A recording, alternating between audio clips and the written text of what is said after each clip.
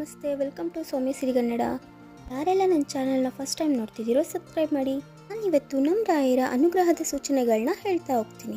ಬದುಕಲ್ಲಿ ಆ ರೀತಿ ಕಷ್ಟಗಳನ್ನ ಸಹಿಸ್ಕೊಂಡು ನೋವನ್ನು ನುಂಗಿ ಹಗಲು ರಾತ್ರಿ ಕಷ್ಟಗಳ ಜೊತೆನೇ ಹೋರಾಡಿಕೊಂಡು ಹೆಂಗಪ್ಪ ನಮ್ಮ ಜೀವನ ಕಷ್ಟಗಳೇ ಪರಿಹಾರ ಆಗಲ್ಲ ಅಂದ್ಕೊಂಡು ಕೂತ್ಕೊಂಡಿರೋರ ಜೀವನದಲ್ಲಿ ಖಂಡಿತ ನಮ್ಮ ರಾಯರ ಅನುಗ್ರಹ ಆಗೇ ಆಗುತ್ತೆ.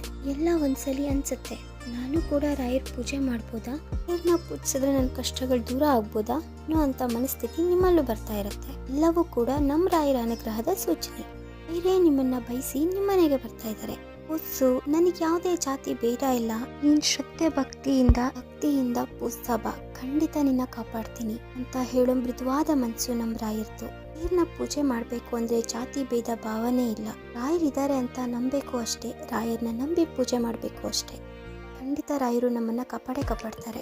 ಎಷ್ಟು ಮಟ್ಟಿಗೆ ಕಾಪಾಡ್ತಾರೆ ಅಂದ್ರೆ ನಮ್ಮೆಲ್ಲ ಕಷ್ಟನೂ ನಮ್ಮ ಕಷ್ಟ ಅನ್ನೋ ರೀತಿಯಲ್ಲಿ ಭಾವಿಸುವಂತ ಋಣಮಯಿ ನಮ್ಮ ರಾಯರು. ಈ ಬಗ್ಗೆ ಇಷ್ಟೆಲ್ಲ ಯಾಕೆ ಹೇಳ್ತೀನಿ ಅಂದರೆ, ನಾನು ಕೂಡ ನನ್ನ ಲೈಫಲ್ಲಿ ರಾಯರಿಗೆ ಸೇವೆ ಮಾಡಿದ್ದೀನಿ, ಪೂಜೆ ಮಾಡಿದ್ದೀನಿ, ಅನುಗ್ರಹ ಸಹ ನಾನು ಪಡ್ಕೊಂಡಿದ್ದೀನಿ. ಯಾರು ಇಲ್ದಿರೋರಿಗೆ ನಮ್ಮ ರಾಯರೇ ದಿಕ್ಕು. ಯಾಕಂದರೆ ರಾಯರು ಲೈಫಲ್ಲಿ ಬಂದರು ಅಂದರೆ ಪವಾಡದ ಮೇಲೆ ಪವಾಡಗಳು ಆಗ್ತಾನೆ ಇರುತ್ತೆ. ಜೀವನದಲ್ಲಿ ರಾಯರಿದ್ದರೆ ಎಲ್ಲನೂ ನಮ್ಮ ಜೊತೆನೇ ಇರುತ್ತೆ. ನಮ್ಮ ರಾಯರು ಅವ್ರ ಜೀವನದಲ್ಲಿ ಹೆಂಡತಿ ಮಕ್ಕಳನ್ನ ತೊರೆದು ನಮಗೋಸ್ಕರ ಬೃಂದಾವನದಲ್ಲಿ ನಮಗೆ ಅಂತ ಬಂದಿದ್ದಾರಲ್ವ, ಅವ್ರು ನಮ್ಮನ್ನು ಖಂಡಿತ ಕಾಪಾಡ್ತಾರೆ. ಬೃಂದಾವನದಲ್ಲಿ ನೆಲೆಸಿರೋದೇ ಅವರು ನಮ್ಮಂಥ ಭಕ್ತಾದಿಗಳನ್ನ ಕಾಪಾಡಕ್ಕಂತಾನೆ. ಯಾರೂ ಇಲ್ಲ ಅನ್ನೋರ ಜೊತೆಯಲ್ಲಿ ರಾಯರಿದ್ದಾರೆ ಅನ್ನೋ ನಂಬಿಕೆ ಮೂಡಿಸಿರೋದೇ ನಮ್ಮ ರಾಯರು. ಬೆಂದಿರುವಂತಹ ಜೀವರಾಶಿಗಳನ್ನ ಕಾಪಾಡಕ್ಕಂತಾನೆ ಬೃಂದಾವನದಲ್ಲಿ ನೆಲೆಸಿರುವಂಥ ಕರುಣಾತ್ಮನೇ ನಮ್ಮ ರಾಯರು. ಚಿಕ್ಕವರಿಂದ ದೊಡ್ಡೋರ್ವರೆಗೂ ನಮ್ಮ ರಾಯರು ಅಂದರೆ ಅದೆಷ್ಟು ಪ್ರೀತಿಯಿಂದ ಪೂಜೆ ಮಾಡ್ತಾರೋ, ಆರಾಧಿಸ್ತಾರೋ. ಎಲ್ಲರಲ್ಲೂ ಅಷ್ಟು ಭಕ್ತಿ ಬರಬೇಕು ಅಂದರೆ ನಮ್ಮ ರಾಯರಲ್ಲಿದ್ದೇ ಇರ್ತಾರೆ. ರಾಯರಿದ್ದಾರೆ ಅಂತ ನಂಬ್ತಾ ಇದ್ರೆ ಖಂಡಿತ ನಮ್ಮಲ್ಲೇ ಒಂದು ಎನರ್ಜಿ, ಪಾಸಿಟಿವ್ ಎನರ್ಜಿ ಬರುತ್ತೆ. ನಮ್ಮ ರಾಯರನ್ನ ಪೂಜಿಸ್ತಾ ಬನ್ನಿ. ಯಾವತ್ತೂ ಕೂಡ ಕಷ್ಟಗಳು ಬಂತು ಅಂತ ಉಗ್ಗಿ ಹೋಗಿರೋದಾಗಿರ್ಬೋದು, ಕಷ್ಟಗಳು ದೂರ ಆಗೋದೇ ಇಲ್ವೇನೋ, ಹತ್ರನೂ ಹೇಳ್ಕೊಳಕ್ಕಾಗ್ತಿರೋಷ್ಟು ನೋವಿದೆ ನಮ್ಮಲ್ಲಿ, ಮಾಡೋದು ನಮ್ಮ ಜೀವನ ಹೀಗಾಗಿದೆ, ಯೋಚನೆ ಮಾಡಬೇಡಿ, ರಾಯರಿದ್ದಾರೆ. ರಾಯರ ಹತ್ರ ಎಲ್ಲವನ್ನೂ ಕೂಡ ಬಾಯಿ ಬಿಟ್ಟು ಹೇಳ್ಕೊಳ್ಳಿ. ರಾಯರ ಮುಂದೆ ಕೂತು ಕೇಳ್ಕೊಳ್ಳಿ, ಯಾರು ಇಲ್ವಲ್ಲ ರಾಯರೇ, ನೀವೇ ನಮಗೆಲ್ಲ, ಬಿಟ್ಟರೆ ನನಗೇನೂ ಇಲ್ಲ, ನೀವು ಪೂಜೆ ಮಾಡಬೇಕು ಅಷ್ಟೇ, ನಿಮ್ಮ ಅನುಗ್ರಹ ಬೇಕು ಅಷ್ಟೇ ಅಂತ ಕೇಳ್ಕೊತ ರಾಯರ ಹತ್ರ ಮಾತಾಡಿ. ಖಂಡಿತ ನಮ್ಮ ರಾಯರು ನಮ್ಮ ಮಾತನ್ನ ಕೇಳ್ತಾರೆ.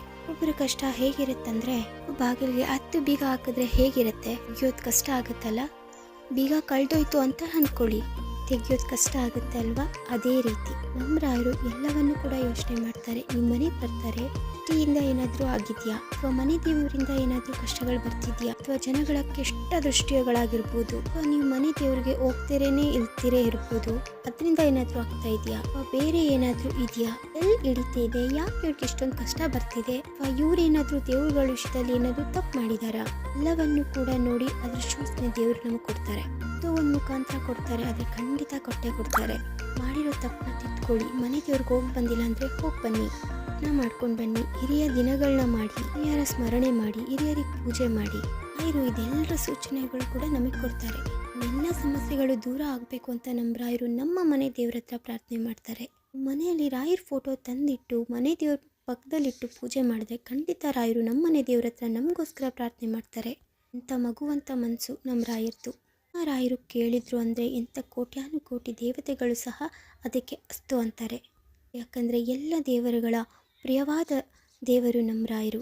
ಯಾಕಂದರೆ ನಮ್ಮ ರಾಯರ ಮನಸ್ಸು ಅಷ್ಟೊಂದು ನಿಷ್ಕಲ್ಮಶವಾಗಿರುವಂಥ ಮನಸ್ಸು.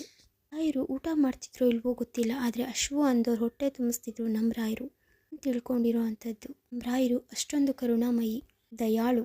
ರಾಯರು ಶ್ರೀ ಹರಿ ಹತ್ರ ತನ್ನ ಬಗ್ಗೆ ಯಾವತ್ತೂ ಕೇಳಿಲ್ಲ, ಅವ್ರು ಕೇಳಿರೋದು ಭಕ್ತರ ಬಗ್ಗೆ. ತನ್ನ ಭಕ್ತರಿಗೋಸ್ಕರ ರಾಯರು ಹರಿನ ಸ್ಮರಣೆ ಮಾಡ್ತಾರೆ. ನಮ್ಮ ರಾಯರು ಬೃಂದಾವನದಲ್ಲಿರೋದೇ ನಮಗೋಸ್ಕರ. ತನ್ನ ಹೆಂಡತಿ ಮಕ್ಕಳನ್ನ ತೊರೆದು ಭಕ್ತಾದಿಗಳಿಗೋಸ್ಕರನೇ ರಾಯರು ಬೃಂದಾವನದಲ್ಲಿ ಮಂತ್ರಾಲಯದಲ್ಲಿ ನೆಲೆಸಿದ್ದಾರೆ. ಅರ್ಥ ಮಾಡ್ಕೊಳ್ಳಿ, ರಾಯರು ನಮಗೋಸ್ಕರ ಎಷ್ಟೆಲ್ಲ ತ್ಯಾಗ ಮಾಡಿದ್ದಾರೆ. ರಾಯರು ನಮ್ಮ ಜೊತೆ ಯಾವಾಗಲೂ ಜೊತೆಯಾಗಿರ್ತಾರೆ. ಒಂದ್ಸರಿ ರಾಯರನ್ನ ನಂಬಿ, ರಾಯರಿದ್ದಾರೆ ಅಂತ ಮನಸ್ಸಲ್ಲಿ ದೃಢವಾಗಿ ನಂಬಿದ್ರೆ ಸಾಕು, ರಾಯರಿದ್ದಾರೆ.